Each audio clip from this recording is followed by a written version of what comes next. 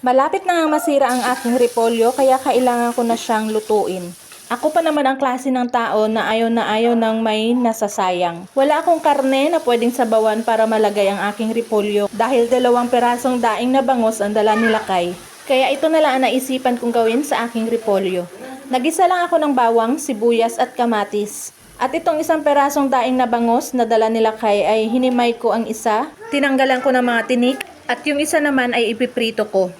At isasama ko ito sa pagsasangkot siya sa aking bawang, sibuyas at kamatis. Naglagay lang ako ng aking mga pampalasa at hahayaan ko nang maluto itong aking ginisang bangus. Pagkaluto ay sinet aside ko muna para lumamig at pagkatapos ay binalot ko na dito sa aking repolyo na na-blanch ko na kanina. Parang lumpia lang ang pagbalot ko dito guys. Tinagpi-tagpi ko lang ang aking repolyo. Tinanggalan ko pala muna ito ng mga matitigas na bahagi sa repolyo.